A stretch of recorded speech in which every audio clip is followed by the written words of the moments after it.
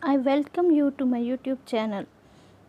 Friends, ਤੁਹਾਡਾ ਸਵਾਗਤ ਹੈ ਮੇਰੇ YouTube channel ਤੇ. But if you are new to my channel, then please subscribe to my channel for more videos. Remember friends, I have made every video of education playlist in both English and Punjabi. ਜੇਕਰ ਤੁਸੀਂ ਪੰਜਾਬੀ ਦਾ ਭਾਗ ਸੁਣਨਾ ਚਾਹੁੰਦੇ ਹੋ ਤਾਂ ਤੁਸੀਂ English ਦੇ ਭਾਗ ਨੂੰ ਸਕਿਪ ਕਰ ਸਕਦੇ ਹੋ. So friends, today we will discuss about Leo Vygotsky's theory about the mental development of a child. It is also most important theory in education, and if you are going to attempt a long answer type question, then you must write down the life of any of the education psychologists you are going to explain. Here we will start with his life. He was born on 17th November 1896 and was born in the Orsha city of Belarus. He took his early education in Gomel city and graduated from Moscow State University. He founded cultural historical psychology. According to him, for understanding about the mental development of anyone, only one principle is not enough and multiple factors play the role. According to him, personal development can only be understood by the social and cultural influence on a person. According to him, effect of culture play main role.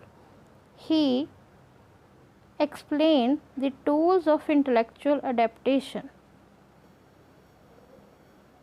Child is born with the ability to develop his mental level.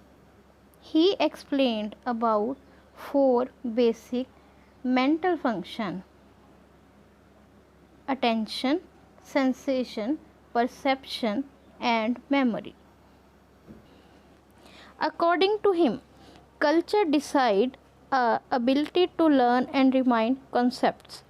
In ancient times, only that knowledge was described as good knowledge, which is in the mind of a person, and he can speak and explain when he is asked about any concept. But in modern time, data and information is stored in computer, pen drive, and books. So the method of intellectual adaptation is different in every culture. Next are the social influence on cognitive development. First is MKO, more knowledgeable other. Next is zone of proximal development, which is also known as ZPT. If a student is solving a problem himself, and if a student is solving a problem under the guidance of a teacher or parent or with the help of his peers, both the conditions are different, and the difference between both the condition is known as ZPD. We can explain it with a simple example. If a person want to make a cake but he do not know the actual method and what is the recipe, he will try himself and he burnt the cake, could not make it.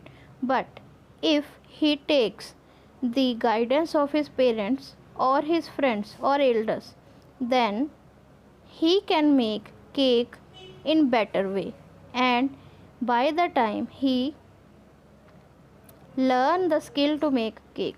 So the both conditions are different and their difference is known as ZPD. If you like my video, then please press the like button. Now I explain in Punjabi. Friends, ਜਿਵੇਂ ਕਿ ਤੁਸੀਂ ਜਾਣਦੇ ਹੀ ਹੋ कि ਪਿਆਜੇ ਦੀ ਮਾਨਸਿਕ ਵਿਕਾਸ ਦੀ theory ਤੋਂ ਇਲਾਵਾ ਵਾਈਗੋਸਕੀ ਦੀ ਮਾਨਸਿਕ ਵਿਕਾਸ ਦੀ ਥਿਊਰੀ ਬਹੁਤ ਹੀ ਜ਼ਿਆਦਾ ਇੰਪੋਰਟੈਂਟ ਹੈ।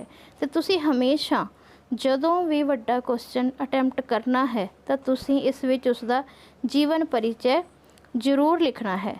ਲਿਓ ਵਾਈਗੋਸਕੀ ਦਾ ਜਨਮ 17 ਨਵੰਬਰ 1896 ਨੂੰ ਹੋਇਆ ਅਤੇ ਬੇਲਾਰੂਸ ਦੇ ਓਰਸਾ ਸ਼ਹਿਰ ਵਿੱਚ ਹੋਇਆ।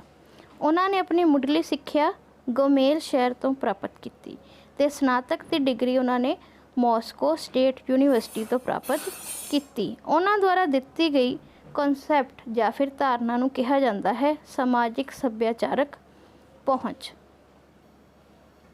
ਉਹਨਾਂ ਅਨੁਸਾਰ ਕਿਸੇ ਵੀ ਵਿਅਕਤੀ ਦੇ ਮਾਨਸਿਕ ਵਿਕਾਸ ਅਤੇ ਉਸਦੇ ਸੱਭਿਆਚਾਰ ਦਾ ਬਹੁਤ ਜ਼ਿਆਦਾ ਇੰਪੋਰਟੈਂਟ ਰੋਲ ਹੈ ਅਤੇ ਪ੍ਰਭਾਵ ਵੀ ਪੈਂਦਾ ਹੈ। ਉਹਨਾਂ ਨੇ ਸੱਭਿਆਚਾਰ ਦੇ ਪ੍ਰਭਾਵ ਨੂੰ 4 ਤਰ੍ਹਾਂ ਨਾਲ ਵੰਡਿਆ ਹੈ ਜਾਂ ਜਿਹੜੇ ਤੱਤ ਪ੍ਰਭਾਵ ਪਾਉਂਦੇ ਹਨ। ਉਹਨਾਂ ਵਿੱਚ ਹੈ ਅਟੈਂਸ਼ਨ, ਸੈਂਸੇਸ਼ਨ, ਪਰਸੈਪਸ਼ਨ ਅਤੇ ਮੈਮਰੀ। ਵਾਈਗੋਸਕੀ ਅਨੁਸਾਰ ਮਾਨਸਿਕ ਵਿਕਾਸ ਵਿੱਚ ਸਮਾਜਿਕ ਅੰਤਰਕਿਰਿਆ, ਭਾਸ਼ਾ ਅਤੇ ਸੱਭਿਆਚਾਰ ਮਹੱਤਵਪੂਰਨ ਭੂਮਿਕਾ ਨਿਭਾਉਂਦੇ ਹਨ। ਅਤੇ ਉਹਨਾਂ ਅਨੁਸਾਰ ਮਾਨਸਿਕ ਵਿਕਾਸ ਨੂੰ ਸਮਝਣ ਲਈ ਸਿਰਫ ਇੱਕ ਹੀ ਸਿਧਾਂਤ ਕਾਫੀ ਨਹੀਂ ਹੈ, ਬਹੁਤ ਸਾਰੇ ਫੈਕਟਰ ਨੇ ਜਿਹੜੇ ਕਿ ਪ੍ਰਭਾਵ ਪਾਉਂਦੇ ਹਨ। ਅਤੇ ਉਹਨਾਂ ਨੇ ਇਸ ਨੂੰ ਅੱਗੇ ਐਕਸਪਲੇਨ ਕੀਤਾ ਹੈ। ਸਮਾਜਿਕ ਅੰਤਰਕਿਰਿਆ ਨੂੰ ਮਾਪੇ, ਸਾਥੀ ਅਤੇ ਅਧਿਆਪਕ ਪ੍ਰਭਾਵਿਤ ਕਰਦੇ ਹਨ ਅਤੇ ਇਹਨਾਂ ਦੀ ਮਦਦ ਦੇ ਨਾਲ ਬੱਚਾ ਬਹੁਤ ਹੀ ਜਲਦੀ ਸਿੱਖਦਾ ਹੈ ਅਤੇ ਉਹਦਾ ਮਾਨਸਿਕ ਵਿਕਾਸ ਵੀ ਹੁੰਦਾ ਹੈ। ਉਹਨਾਂ ਅਨੁਸਾਰ ਪਹਿਲੀ ਧਾਰਨਾ ਸੀ MKO ਮੋਰ ਨੌਲੇਜੇਬਲ ਅਦਰ। ਇਸ ਤੋਂ ਭਾਵ ਉਹ ਸਾਰੇ ਵਿਅਕਤੀ ਹਨ ਜਿਨ੍ਹਾਂ ਨੂੰ ਕਿ ਵਿਦਿਆਰਥੀ ਜਾਂ ਫਿਰ ਕਿਸੇ ਵੀ ਸਿੱਖਿਆਰਥੀ ਨਾਲੋਂ ਵੱਧ ਗਿਆਨ ਹੈ। ਭਾਵ ਉਹ ਵਿਅਕਤੀ ਉਸਦੇ ਗਿਆਨ ਵਿੱਚ ਵਾਧਾ ਕਰਨ ਵਿੱਚ ਪ੍ਰਭਾਵ ਪਾਉਂਦੇ ਹਨ। ਇਹਨਾਂ ਵਿੱਚ ਕੌਣ ਸ਼ਾਮਲ ਹੈ? ਪਹਿਲਾਂ ਤਾਂ ਉਸ ਤੋਂ ਵੱਡੀ ਉਮਰ ਦੇ ਲੋਕ, ਉਸਦੇ ਮਾਪੇ, ਪਰਿਵਾਰ ਦੇ ਹੋਰ ਸਦੱਸ। ਇਸ ਤੋਂ ਇਲਾਵਾ ਅਧਿਆਪਕ ਮਹੱਤਵਪੂਰਨ ਭੂਮਿਕਾ ਨਿਭਾਉਂਦਾ ਹੈ। ਇਸ ਦੇ ਨਾਲ ਹੀ ਸਾਥੀ, ਜਿਨ੍ਹਾਂ ਨੂੰ ਕਿ ਅਸੀਂ ਪੀਅਰ ਵੀ ਬੋਲਦੇ ਹਾਂ।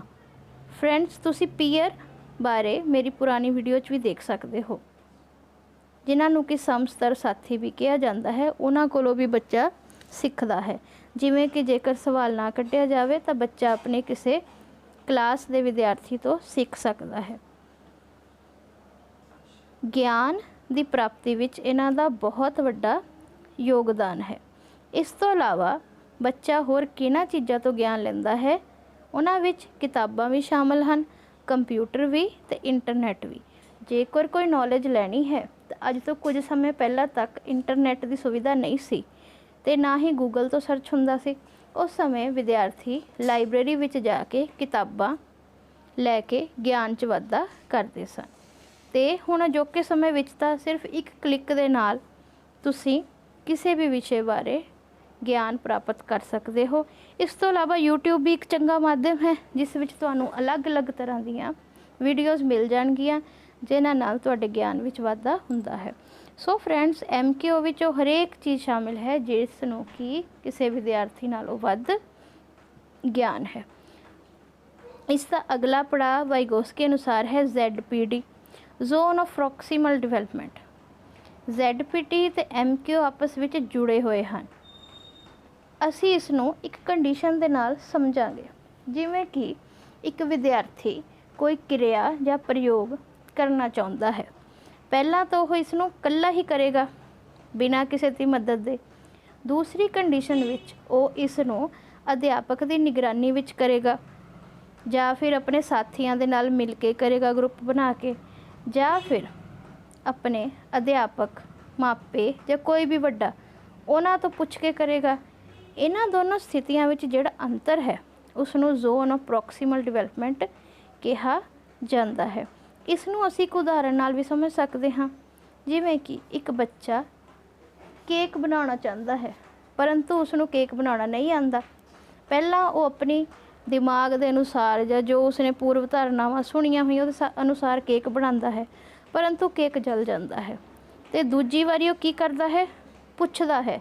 ਪਹਿਲਾਂ ਆਪਣੇ ਮਾਤਾ ਪਿਤਾ 'ਚੋਂ ਕਿਸੇ 'ਚੋਂ ਪੁੱਛਦਾ ਹੈ, ਜਾਂ ਅਧਿਆਪਕ ਨੂੰ ਪੁੱਛੇਗਾ, ਜਾਂ ਕਿਸੇ ਆਪਣੀ ਸਹੇਲੀ ਜਾਂ ਦੋਸਤ ਨੂੰ ਪੁੱਛੇਗਾ, कि केक किवें बनाउणा है, किन्नी मात्रा च समग्री लैनी है, तो इस बार केक बन जाएगा।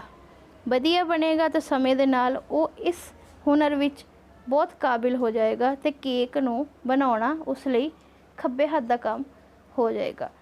सो फ्रेंड्स, इन्हां दोनों कंडीशनां दे विच जिहड़ा डिफरेंस है उसनूं ही ZPD कहा जाता है। सो ये है एक्सप्लेनेशन वाइगोस्की दी मानसिक विकास की।